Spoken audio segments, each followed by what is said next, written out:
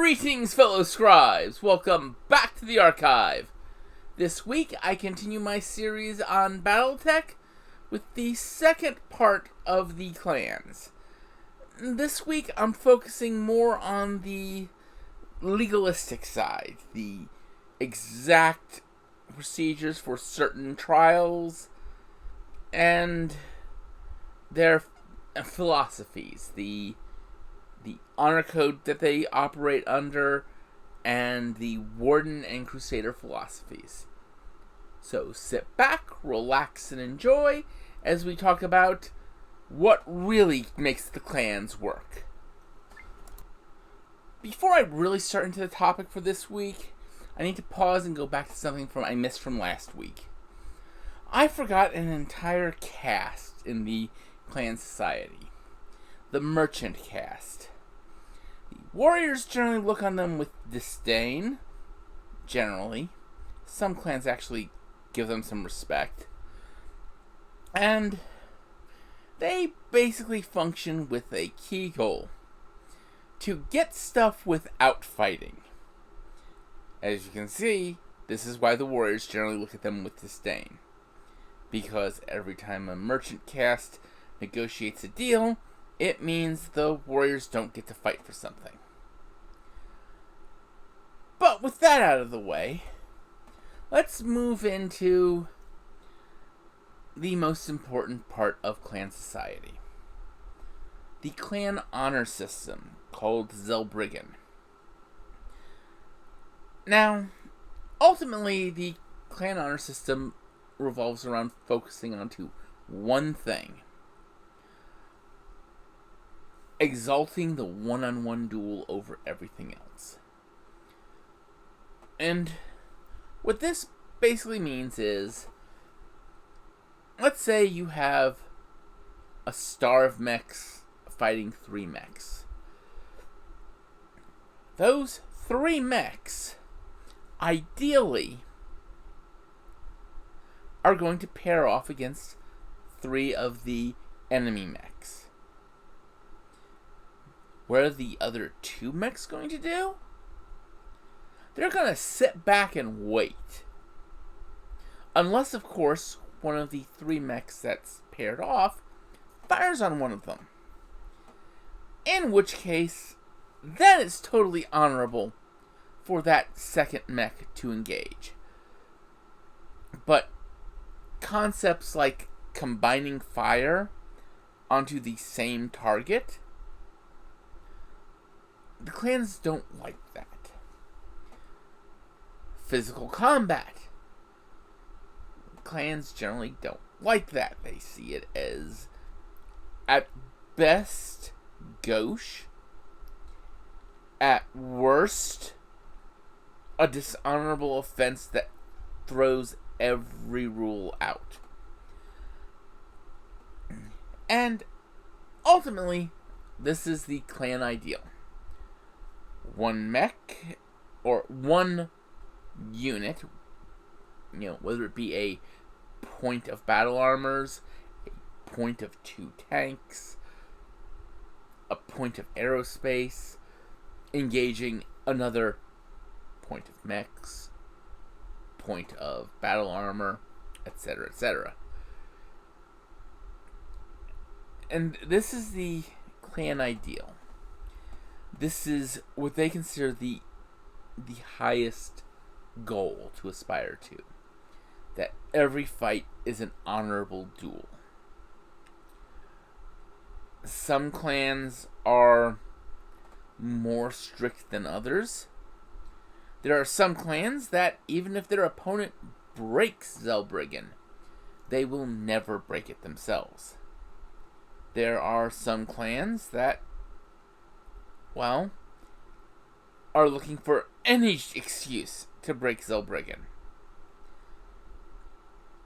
And they tend to be the more, I hate to say it, successful clans. The strongest clans like Star Adder, Clan Wolf, a number of others,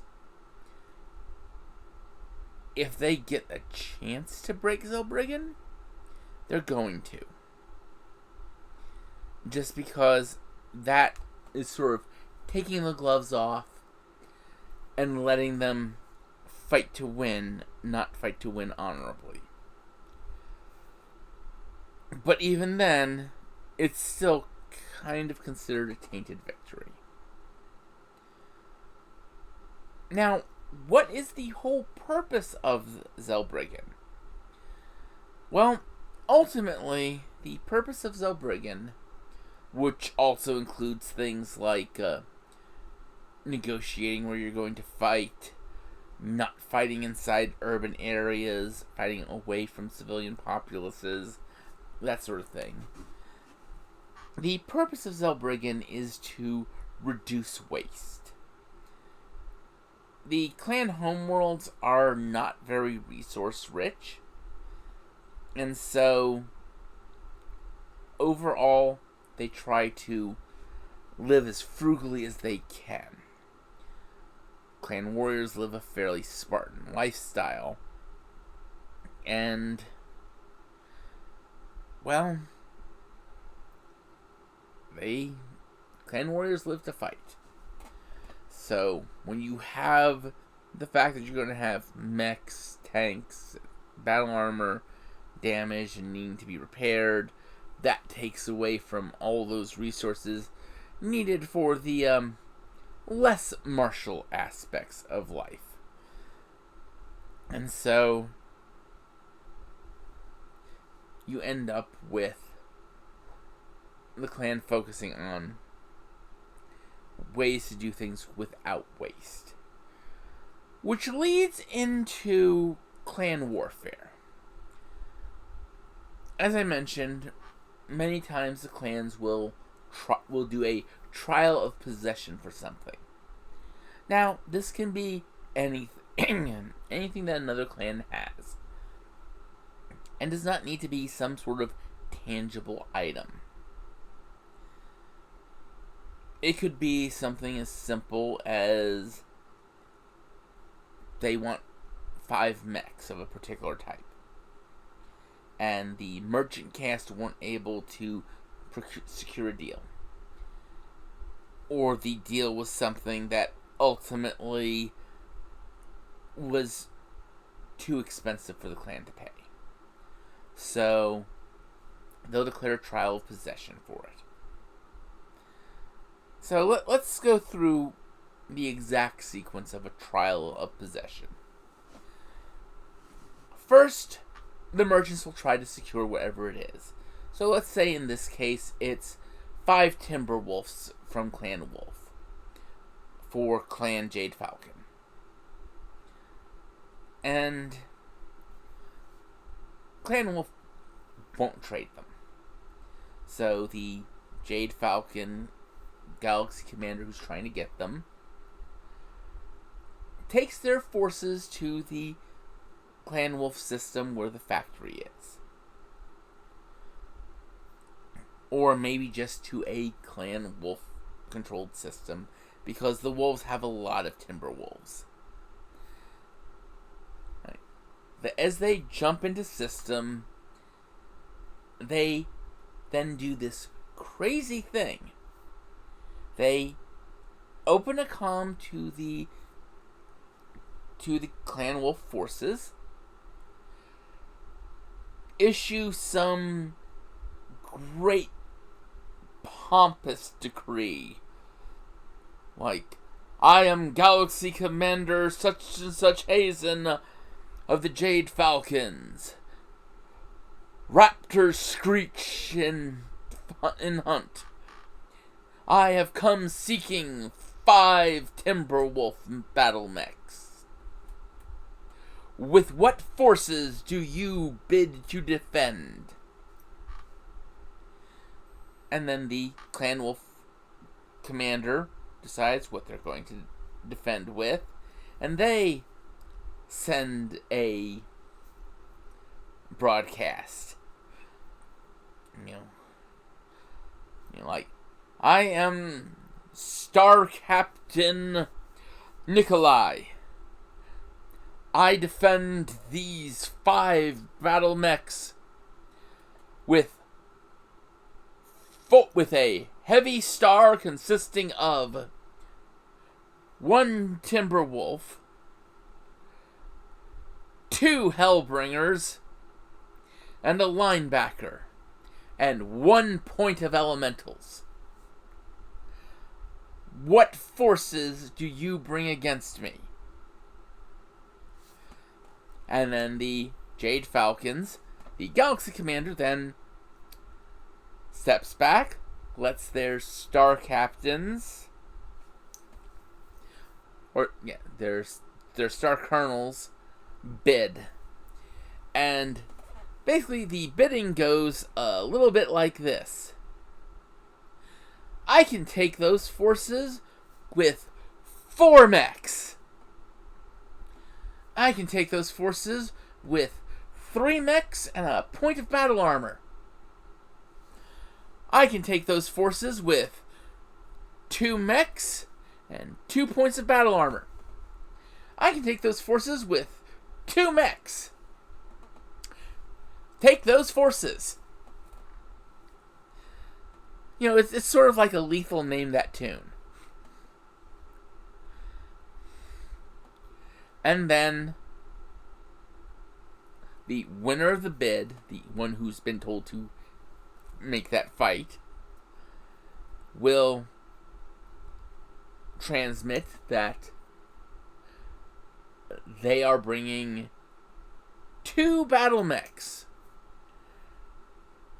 They request SAFCON to the battle zone and ask where the battle shall be.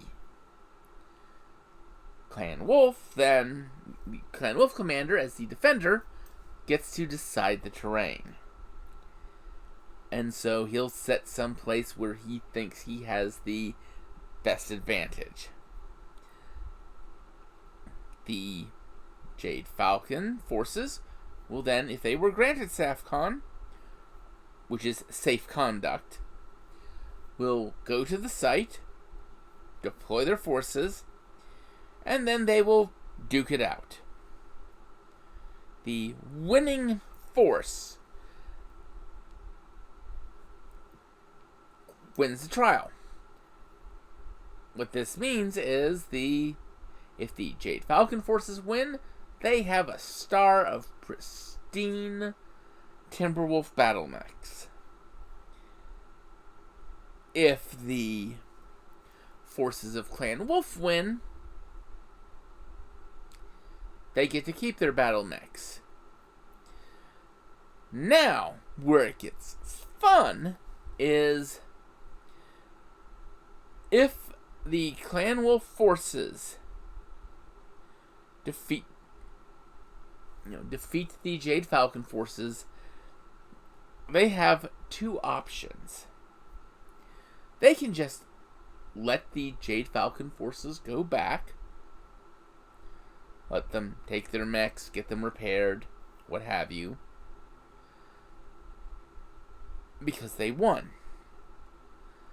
However, if one of those Jade Falcon warriors fought exceptionally well, one of the Wolf warriors can take that Jade Falcon warrior as a bondsman. And basically what a bondsman means is you fought extremely well. You are extremely brave.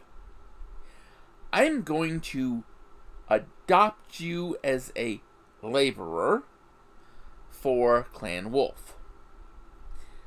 During this time, you're going to be learning the ways of my clan. And eventually, because I'm going to put 3 cords around your wrist, eventually, as you perform certain actions, I will cut one of these cords at a time. When all 3 cords are cut, you are now a warrior of Clan Wolf. noting one of the things that they have to demonstrate is loyalty to their new clan. But once of course, once they've become part of the clan, they get to go through a trial of position to determine what their rank is going to be. They definitely need to pass this one. But generally speaking, these are a little weighted in their favor. Just because they were already a warrior and they already proved their capabilities in combat. But, of course, this example shows a great bit of the cross purposes of some clans. The philosophy butting heads.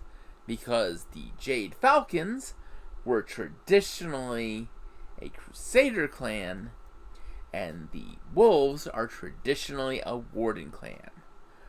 Now, what does that mean? Well, let's talk about Crusader versus Warden, because I'm not going to touch on Mongol, because I haven't figured that crap out yet. Back at the dawn of the clans, two philosophies quickly formed. And these philosophies would come as a shadow down through the ages. The Warden philosophy and the Crusader philosophy. And frankly, these are really, really simple philosophies. Except they're not. Because no philosophy is as simple as it seems. In a nutshell, the Warden philosophy is that the clans will return to the inner sphere and guide it, shepherding it to a new golden age through bringing the ideals of the Star League back to the inner sphere. The Crusader philosophy is that one day the clans will return to the inner sphere and they will conquer it. And they will make it in their image, and the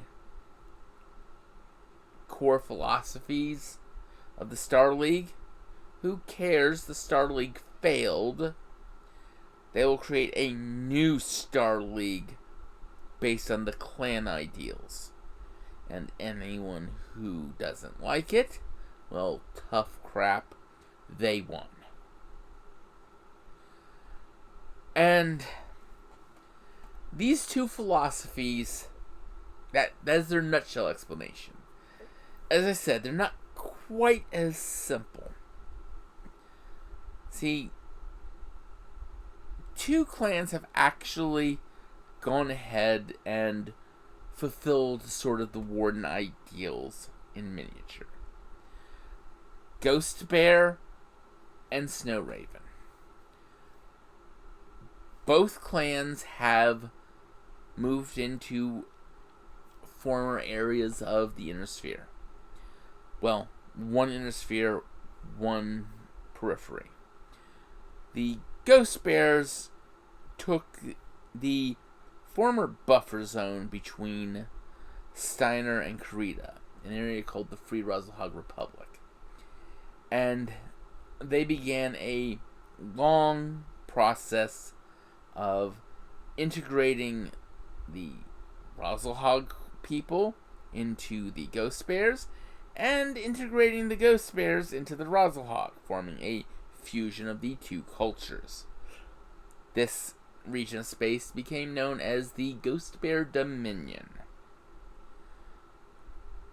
The Snow Ravens moved into the area that was the Outworlds Alliance.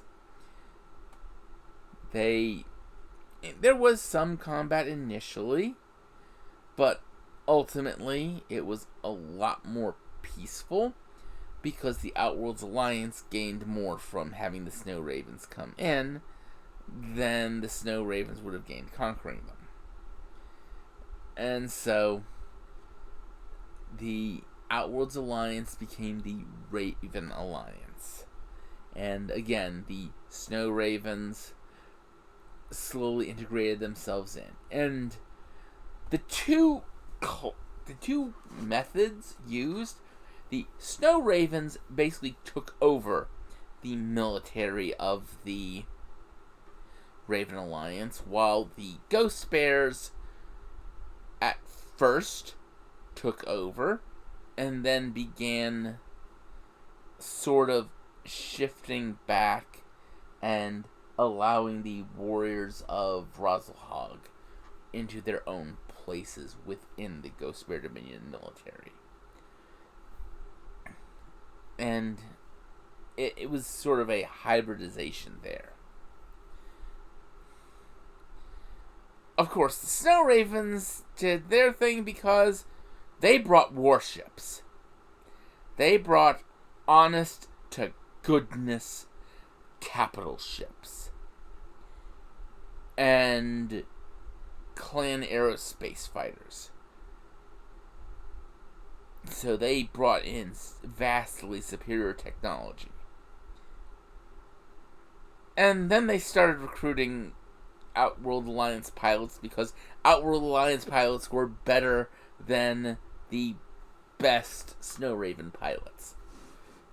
As shown by the fact that the first engagement between Snow Raven pilots and Outworld's Alliance pilots had Outworld's Alliance pilots in lighter, less technologically advanced fighters, like late Succession Wars era tech fighters, versus full-on clan Omni fighters.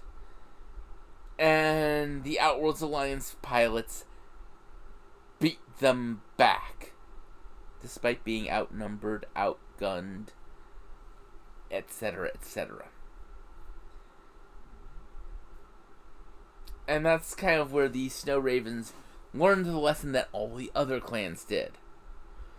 That, frankly, the clan aerospace pilot phenotype is a big fat failure. Because in every instance, Innersphere aerospace pilots with lower tech fighters were on a par or superior to the clan pilots. Just saying. But now, as for the Crusaders, well, they're pretty much the other clans. Were they invaded? The people were kept pretty much as laborer caste. Maybe some were allowed technician or scientist caste. But ultimately, were the clans invaded by Crusaders?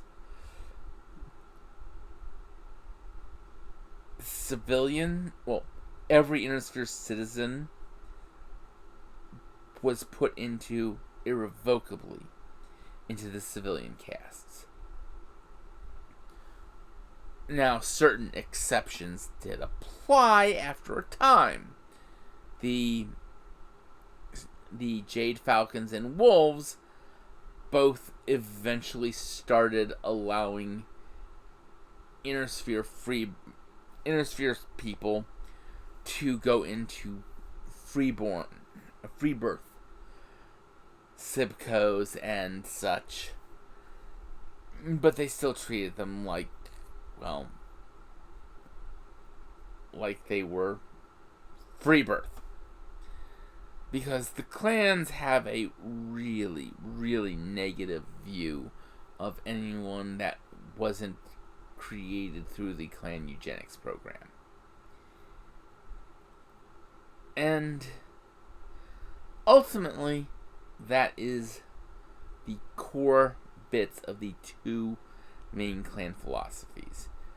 Now, the Dark Age had Malvina Hazen of the Jade Falcons create a new philosophy, the Mongol philosophy, that isn't so much a philosophy as an idea of, if you resist me, I will punish you for resisting. And yeah, you don't want to fight Malvina Hazen's Falcons and lose. You just don't. One great example is she conquered a world that it had a limited water supply from 4 main aquifers, and it relied for a lot of its water on jump ships bringing ice from a nearby system. And what Malvina Hazen did is she took a assaulted nuclear warhead. She dismantled the warhead, ground the radioactive materials into a fine powder, and put it into the 4 aquifers that provided all the water between the importation of ice, of meteoric or asteroid ice. She effectively killed the world not because they fought her and lost, but because after they'd lost, there was an insurrection on the world. There is no way to articulate in a ultimate end goal perspective what Malvina Hazen's Mongol philosophy is, other than the inner sphere is a funeral pyre, and she's the one who lights the match. That's the best way to describe it. But that is it for the clans. Or at least for this overview of the clans. Next week, I will be concluding this BattleTech series with a look at the systems and mechanics of the board game for BattleTech. So until then, I'd like you all to remember to have fun and keep gaming.